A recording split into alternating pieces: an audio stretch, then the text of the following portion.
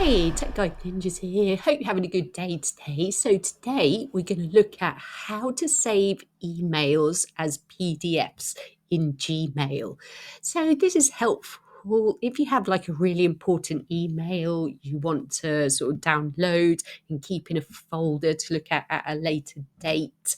So I'm going to show you how to do it now. So navigate to your Gmail account. So find the email you want to save as a PDF. So I'll go for this one for the tutorial. So I'm going to click on it.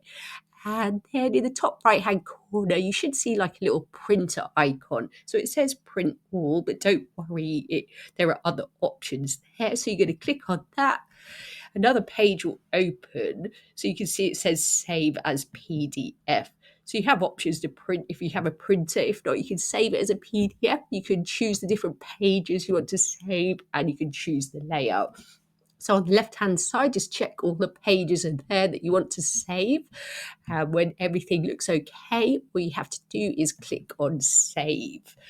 And you can add in a name for that and click on where you want it to be saved to, like desktop or downloads, and click on Save. And that will be saved as a PDF.